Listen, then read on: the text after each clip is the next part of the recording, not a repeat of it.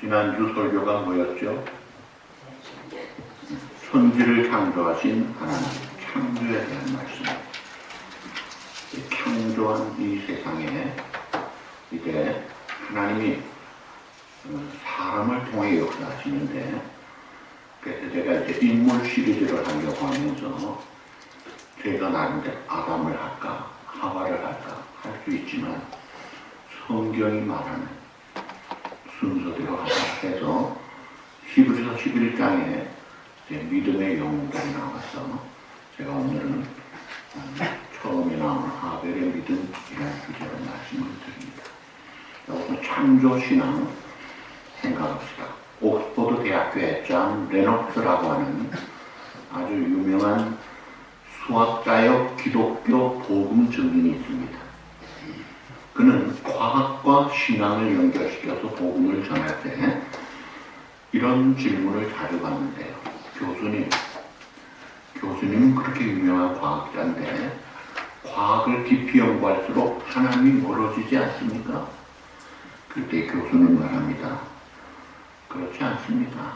반대입니다. 과학을 연구할수록 하나님이 멀어지는 것이 아니라 오히려 과학이 더 하나님의 존재를 더 가까이 하고 더 잘 보게 만든 것이죠. 예를 들어 볼까요? 수학에 정교한 질서가 있어요. 우주의 법칙을 연구할수록 이것은 결코 우연히 생긴 혼돈이 아니라 지혜로운 창조주의 손길이 있음을 우리가 알게 됩니다. 예를 들면 시계가 정교하게 움직이면 그 시계의 공을 생각합니다. 책에 멋진 문장이 있으면 그 책 저자를 생각합니다. 하물며 우주 안에, 생명 안에, 인체 안에 얼마나 놀라운 질서와 법칙이 있는데, 그렇다면 이 놀라운 질서와 법칙을 만든 지혜로운 창조주를 생각하는 것은 너무나 자연스러운 것입니다. 그러면서 그 당시에 이제 2009년에 유명한 무신론자 리처드 다킨스라는 사람과 이제 공개 토론을 했어요. 주제는 과학이 하나님을 묻어버렸는가? 라는 주제였어요. 수많은 사람들이 받고 세계에 큰 관심을 받았던 그런 논쟁이었습니다. 그때 존 레녹스는 이런 말을 합니다. 과학이 하나님을 묻어버린 것이 아니라 과학은 하나님께서 만드신 우주를 더 탐구하게 합니다. 그러면서 비유를 들었어요. 케이크, 우리 생일 케이크. 그 케이크를 연구하는 과학자는 케이크의 그 성분과 재료와 그런 구조적인 것을 설명할 수 있습니다. 그러나 그 과학자가 케이크를 왜 만들었는지, 누가 사랑하는 사람을 왜 만들었는지는 전혀 모릅니다. 그러면서 마지막으로 한 말이, 과학은 어떻게 이 how를 설명할 수 있습니다. 그러나 하나님은 왜, why 그것을 우리에게 가르쳐 줍니다. 그러니까 우리가 하나님을 믿는 것은 아무 근거도 없이 맹목적으로 믿거나 혹은 또 어릴 때부터 그저 세뇌되어 가지고 따르는 그게 아니라는 거예요. 세상의 지식은 우리 머리를 채워줍니다. 그러나 인생의 가장 중요한 질문, 나는 왜 사는가? 또 죽음 후에는 어떻게 되는가? 그런 답은 오직 하나님께서만 주시는 것입니다. 그래서 우리의 영혼을, 우리의 마음의 근본을 채울 수 있는 분은 오직 하나님뿐입니다. 성경은 우리가 사는 세상이 창조주 하나님을 가르치는 증거라고 말씀합니다. 하늘과 별, 바다와 산, 계절의 변화, 생명의 신비, 우주의 질서를 통해 하나님의 능력과 지혜를 드러낸 증거라고 합니다. 하나님은 자신이 outbeing, outgoing 하는 분, 액티브 하신 분이에요. 숨어 계시는 분이 아니고 자신을 알리지 않는 분이 아니라 액티브하게 알리시는 분이에요. 천지 만물을 통해 지금도 끊임없이 자신을 보여주고 계십니다. 그래서 참된 믿음은 눈 감고 이성을 포기하는 것이 아닙니다. 이성을 따라 진리를 찾다가 결국 하나님을 만나고 지금까지 못 보던 하나님의 그림자, 그 흔적을 보게 되는 눈이 열리는 것입니다. 그래서 예수 믿고 은혜를 받으면 하늘이 다르게 보이고 나무의 이파리만 봐도 이야 너무나 아름답고 세상이 달라지는 게 눈이 열린다는 거예요. 그래서 우리가 이 땅을 살면서 세상 지식과 경험만 의지하지 말고 하나님이 주신 이성과 말씀으로 진리를 분별하면서 더 하나님을 알아가시기를 바랍니다. 맹목적인 믿음이 아니에요. 날마다 성경 말씀 묵상하고 더 그 삶 속에 하나님의 살아계심을 체험하면서 그 믿음이 점점 성숙해지는 그런 증거자로 살아가야 된다는 거예요. 자, 그러면서 이제 오늘부터 사람을 대하는데 여러분 한국 사회에서 가장 흉측한 끔찍한 사건이 어떤 게 있었어요? 과거에. 생각하기 싫을 정도로. 1963년 11월에 무슨 일이 일어난지 아세요? 고재봉이라는 사람의 사건이 있었습니다. 그 다음에 82년도 날짜도 다 나오고 이름도 알지만 어떤 순경이 경남 의령에서 무슨 사건이 있는지 아세요? 예, 이 사람은 이제 술 때문에 문제였어요. 그리고 정신적으로 문제가 있었던 것 같아요. 낮잠 자는데 그 와이프가 배에 파리가 앉아있어요. 방근무 위에서 잠을 자는데 배에 파리가 파리 잡는다고 탁 때렸어요. 열받아가지고 나가가지고 술 먹고 헷가닥 해가지고 경찰서 가서 파출소죠. 카빈총 2정, 수류탄 여러 발, 총알 수백 발 가지고 막 쏘고 다녔습니다. 70명이 죽었습니다. 대형 사고였어요. 93년도 4년도에는요. 지존파라는 기가 막힌 일이죠. 김기환 두목이래. 이 사람은 초등학교 6년 동안 우수상을 받은 아이예요. 반장도 했어요. 근데 가난해서 공부를 못하게 되면서 빗나간 거예요. 끔찍했습니다. 근데 감사한 건 그 지존파를 서울 사랑의 교회 어느 집사님, 제가 그 이름도 알아요. 그 집사님이 전도해가지고 예수 믿고 성자가 돼요. 자, 이런 끔찍한 사건들을 볼 때 도대체 왜 이런 일이 생기느냐? 문제가 뭐냐? 그러면 그 해답이 중요한데 무엇이 이런 사건의 답이냐 이거예요. 자, DNA 유전이 문제입니까? 아니면 종자가 이게 틀렸다. 두 번째, 환경이 문제입니까? 많은 영향을 끼치지 않겠느냐? 환경 변화시키면 문제가 해결됩니까? 세 번째, 자합이 없어가지고 문제입니까? 네 번째, 종교가 없어서 문제입니까? 자, 이런 일들에 대해서 오늘 우리가 누구를 다루어요? 아벨. 아벨의 형이 누구예요? 가인. 가인과 아벨을 생각하는 거예요. 자, 가인과 아벨에게 적용을 해봅시다. 자, 가인과 아벨. 형이 동생을 죽였어요. 이게 유전 문제입니까? 부모가 똑같아요. 환경 문제입니까? 똑같은 환경에 살았어요. 자합이 문제입니까? 아니에요. 가인은 큰 농사꾼. 그 당시에 땅이 다 자기 땅입니다. 그리고 아벨도 목장주. 자기 문제가 아니에요. 종교생활, 제사도 드리는 사람들이었어요.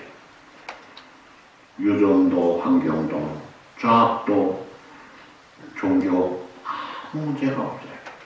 오직 문제가 있다는 성경은 말합니다. 가인은 믿음이 없었어요. 아벨은 믿음이 있었어요. 믿음 하나가 내가 사느냐 죽느냐를 결정합니다.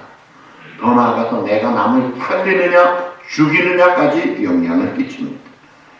이 믿음 유무가 너무나 소중합니다. 그래서 히브리 11장에 믿음장이라고 하면서 믿음의 영웅들을 소개시켜주면서 다윗같이 용감한 믿음의 대장, 모세같이 출중한 리더십의 모세를 먼저 대하지 않고 아벨을 먼저 대하. 그 아벨의 믿음은 따라합시다. 예배를 잘 드리는 믿음. 어떤 믿음요? 여러분, 하나님은 세상을 이끌어갔을 때 사람을 통해 인도하십니다.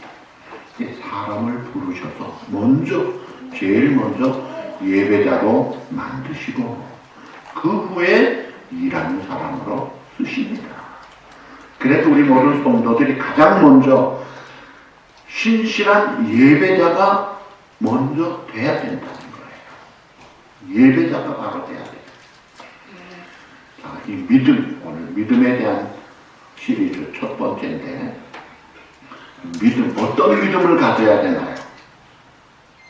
미션 스쿨 다녀서 교회 생활 오래 해서 지식적으로 아는 믿음만 가지고는 안 됩니다. 그리고 뭐가 두려워가지고 불안해서 믿는 감성적인 믿음도 안 돼요.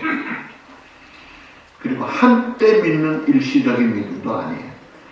내 영원한 생명에 관해서 이 문제 해결하신 분은 오직 예수 그리스도뿐이라는 이 구원받는 믿음, 그 믿음이 영생에 이르게 하는 믿음이다 이거예요. 아담과 하와가 세상에 좋은 출발을 했어요. 그런데 범죄함으로 쫓겨나고 그러면서 저주만 받는 게 아니라 영원한 사망에 이르게 됩니다. 한 사람의 범죄로 모든 사람이 죄에 이르고 죄에 빠진 사망에 빠져버린 거예요. 그래서 죄인인 인간이 하나님 앞에 나아가서 제사한다는 것은 이건 근본적으로 안 되는데, 그래서 이 가인은 믿음이 없이 드린 제사 하나님이 거절하십니다.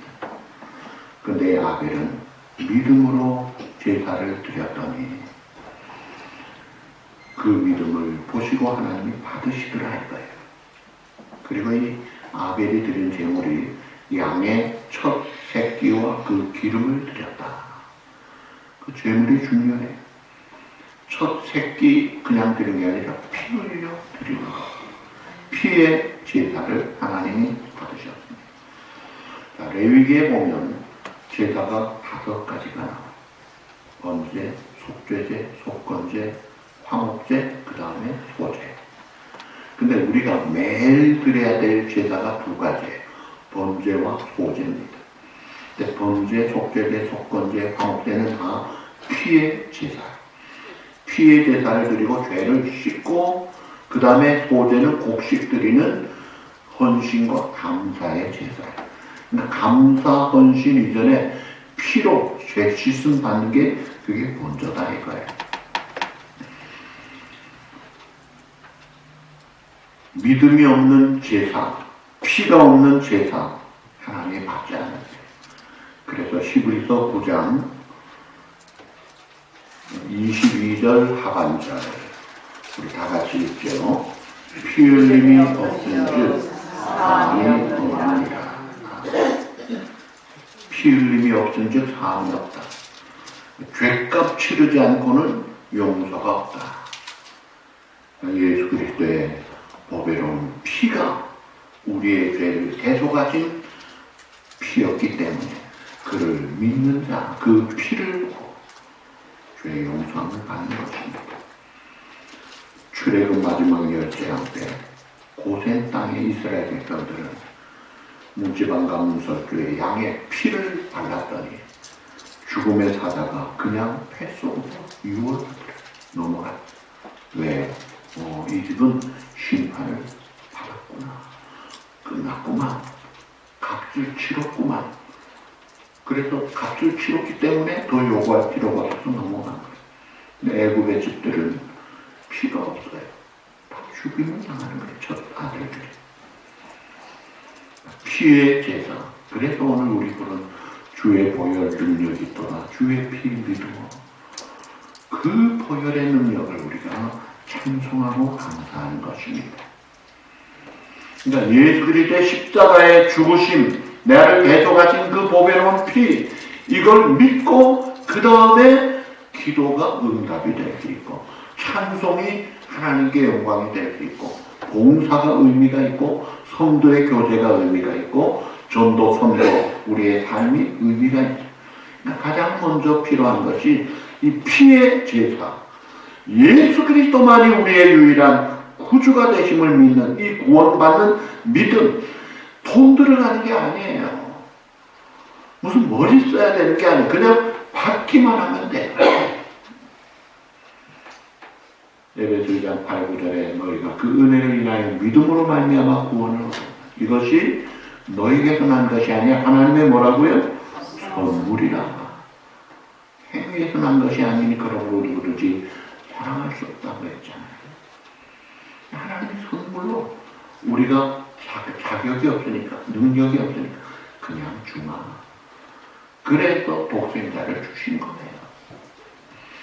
제가 우리 김세영 집사님 아들 조성호가 저기 지난주에 처음 왔잖아요.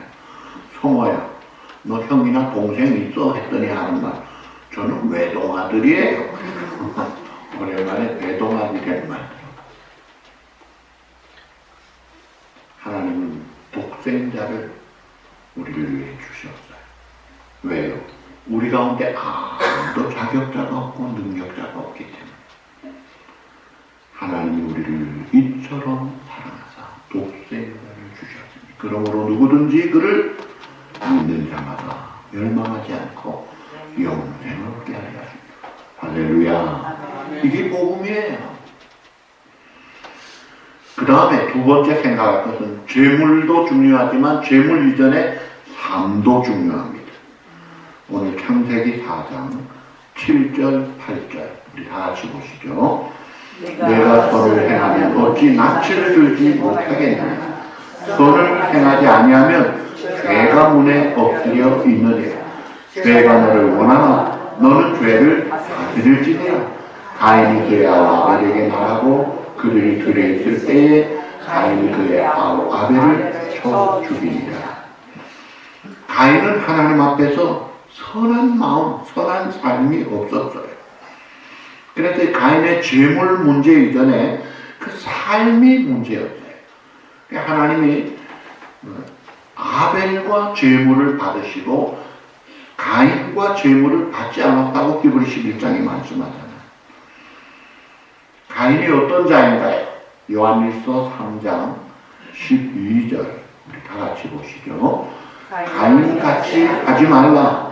그는 악한 자에게 속하여 아우를 죽였으니 어떤 이유로 죽였느냐? 자기의 행위는 악하고 그의 아우의 행위는 의로움이라. 그가 죽여서 살인자이기도 했지만 죽이기 전에 먼저 악한 자였어요. 삶의 형편이 없었어요. 그러니 삶이 바로 되지 못한 자의 그 예배, 찬송, 그 기도 받겠느냐. 주기도문에서도 우리가 우리에게 죄 지은 자를 용서해 줌과 같이 용서를 빌라고 했지, 나는 용서 안 하고 그러나 하나님 나는 용서해 주십시오. 그거 안 된다 이거예요. 손에 피를 묻히고 죄를 지으면서 기도하면 하나님이 받겠느냐. 예를 들어 도둑놈이 집 털려고 하는데 하나님 가르쳐 주세요. 이 집 털까요? 저 집 털까요? 하나님 뭐라고 하시겠어요? 정신 차려. 도둑질할 수 있는 그 손을 좋은 벌이를 해가지고 남을 구제하도록 하라. 그게 성경이잖아요. 그래서 잠언 15장 8절 다 같이 보시죠. 악인의 세상을 여호와께서 미워하시고 정직한 자의 기도는 그가 기뻐하시느니라. 아멘. 여러분, 이스라엘 백성들이 특별한 은혜를 받고 살아오다가 타락했을 때 그 당시가 이사야 선지 당시에 보면 종교 열심은 많았어요. 제물도 제사도 열심히 드렸어요. 행사도 잘 했어요. 그런데 하나님이 그때 종교 생활 열심히 하는 유대인들에게 뭐라고 하셨느냐? 이사야 1장 4절 그리고 11절 12절 우리 다 같이 보시죠. 슬프다 공자나여 허물지 백성이여 행하게 중자여 행위가 부패한 사실이여 그들이 여호와를 버리며 이스라엘의 거룩하신 이를 만홀히 여겨 멀리하고 물러가. 11절 여호와께서 말씀하시되 너희의 무수한 재물이 내게 무엇이 유익하냐? 나는 순명의 번제와 살찐 짐승의 기름에 배불렀고 나는 수성하지나 어린 양이나 순명새 피를 기뻐하지 아니하노라. 너희가 내 앞에 보이러 오니 이것을 누가 너희에게 요구하였느냐? 내 마당만 밟을 뿐이니라. 그리고 14절에 보면 그것이 내게 무거운 짐이라고 했어요. 그러나 하나님은 자비하셔서 그 중에서도 은혜를 베푸셔서 이사야 1장 18절 우리 다 같이 보시죠. 여호와께서 말씀하시되 오라 우리가 서로 변론하자. 너희의 죄가 수온 같을지라도 눈과 같이 휘어질 것이요 진홍같이 붉을지라도 양털같이 희게 되리라. 그 다음 구절에 보면 이렇게 나와요. 너희가 즐겨 순종하면 땅의 아름다운 소산을 먹을 것이요 너희가 거절하여 배반하면 칼에 삼키우리라.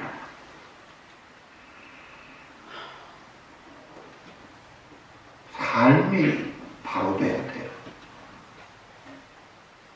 누가복음 18장에 보면 바리새인과 세리가 성전에 올라가서 기도를 합니다. 근데 생활을 보면 바리새인이 월등하게 나아요. 도둑질도 안 하고 그런데 기도는 세리 기도가 응답이 돼요. 왜 그래? 그 바리새인의 기도 내용을 보면 자화자찬, 자기 도취, 자기 착각 속의 기도. 나는 이 세리와 같지 아니함을 감사합니다. 아주 교만이 팡팡 넘치는 거예요. 그런 기도 하나님이 안 받아요. 중심을 보신 하나님 앞에 그 자세가 틀려요. 세리는 감히 하늘 우러러 보지도 못하고 가까이 나오지도 못하고 멀리서 가슴 심이 아픈 것 같다. 하나님 나는 죄인이로소이다. 그럴 때 하나님이 저 기도를 받는다는 거예요. 삶이 바로 돼야 돼요. 왜 하나님이 가인의 제사를 거절하셨나요? 그 삶이 하나님 앞에 틀렸어요.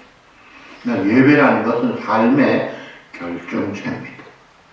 여태 동안 내 마음대로 살다가 주일날 떡하니 예배만 드린다고 예배가 되는 거 아닙니다.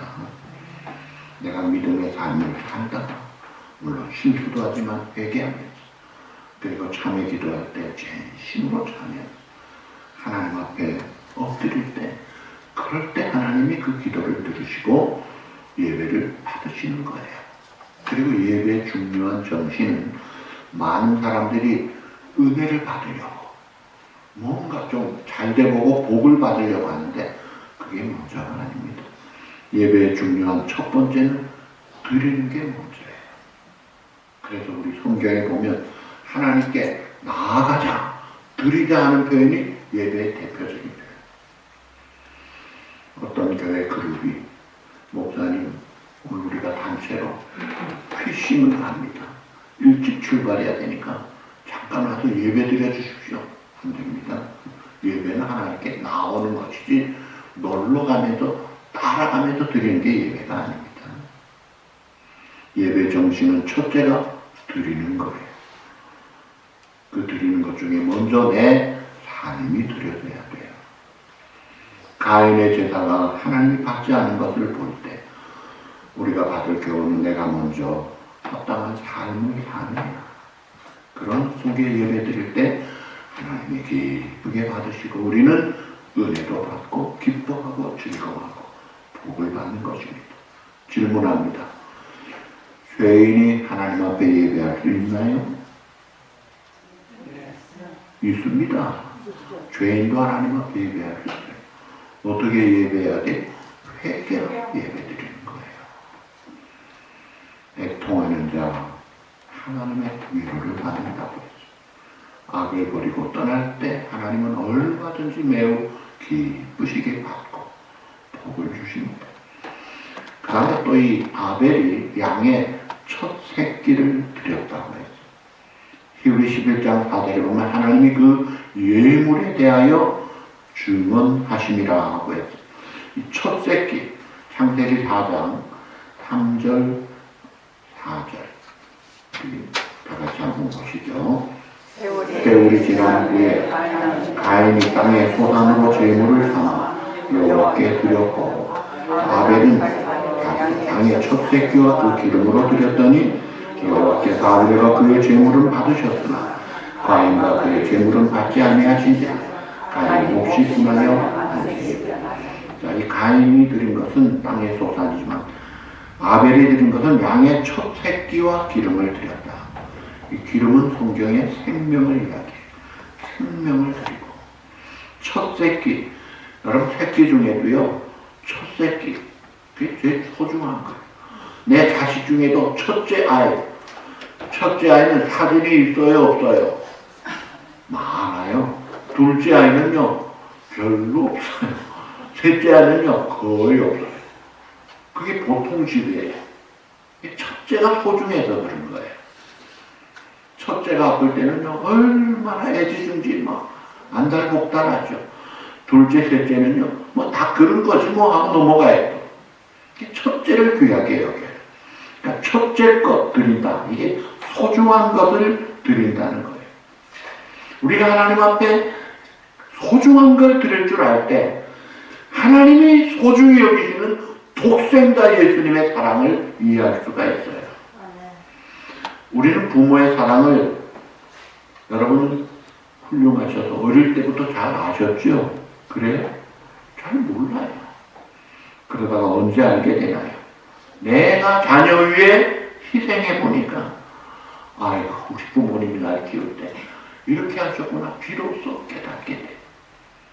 내가 하나님 앞에 소중한 걸 드릴 줄 알 때 하나님이 독생자 예수 그리스도를 받은 그 사랑을 받을 수 있어요. 이게 예배의 중요한 것은 내가 얼만큼 소중한 것을 드려지는가. 이게 중요해요. 예배 시간에 누가 제일 은혜 받는지 아세요? 두 종류입니다. 하나는 참으로 회개하는 자가 은혜 받습니다. 두 번째, 가장 소중한 마음과 뜻을 정성을 드리는 자가 은혜를 받아요. 제가 보니까 여러분들 일주일 중에 옷을 제일 잘 입는 시간이 예배 시간 같아요. 그 정성에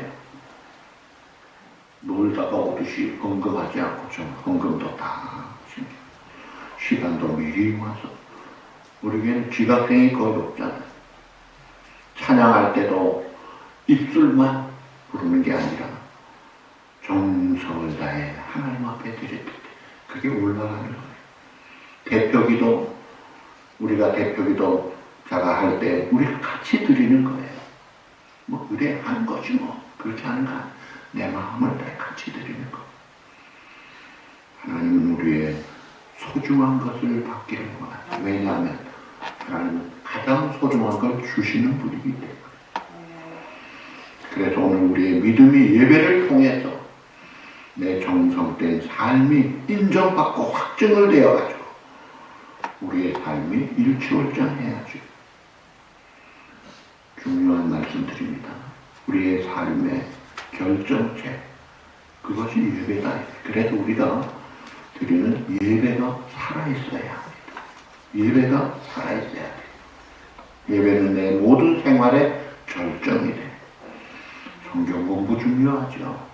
제자훈련도 중요하죠. 성도의 교제, 봉사, 전도, 선교, 삶 다 중요하지만 어느 것도 예배를 대신할 수는 없습니다. 예배가 우리의 모든 삶의 원동력이에요. 우리가 예배의 기쁨, 예배의 영광을 안다면 우리는 승리의 생활을 할 수가 있어요. 어떤 분은 그래요. 축도만 제대로 받아도 엄청난 놀라운 축복을 받고 성부, 성자, 성령 하나님이 함께하는 확신을 가지고 예배를 마치고 나가면 그 삶이 얼마나 귀하냐 이거예요. 오늘 이 아벨의 믿음이 히브리 11장 4절에 보니까 지금도 말한다고 해요. 사실 성경에 아벨의 말은 한마디도 안 나와요. 가인은 하나님이여 내 죄가 너무 무거워 견딜 수 없나이다 하는 탄식하는 가인의 이야기는 나오지만 아벨의 이야기는 전혀 나오지 않는데 성경은 말하기를 지금도 그 핏소리가 땅에서 말한다고 했어요. 그리고 핏소리가 땅에서 아벨이 말하는 것만이 아니라 하늘에서 하나님의 아들 예수 그리스도의 핏소리가 지금도 우리에게 호소하고 있습니다. 자, 아벨의 핏소리 한번 귀를 한번 들어보세요. 경청을 해보세요. 아벨의 핏소리 무슨 말을 할까? 제 생각에는 에베소서 1장 7절 말씀 우리 다 같이 보시죠. 우리는 그리스도 안에서 그의 은혜의 풍성함을 따라 그의 피로 말미암아 속량 곧 죄사함을 받았느니라. 아멘. 이런 호소를 하는 것 같아요. 그리고 이 아벨의 핏소리가 무엇을 우리에게 또 말하나요? 사랑하는 온누리 성도들아, 피의 제사를 드리라. 피의 제사를 드리라.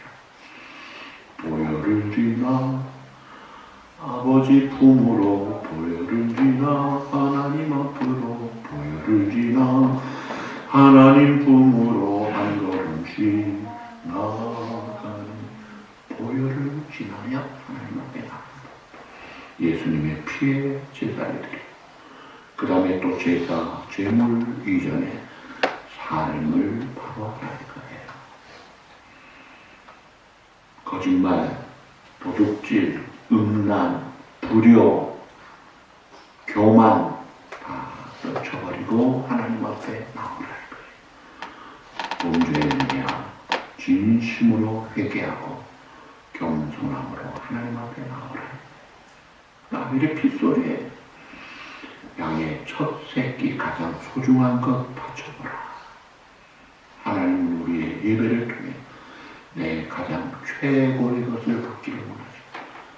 지극히 존귀하신 하나님에게 맞는 걸 드려보라 이거예요.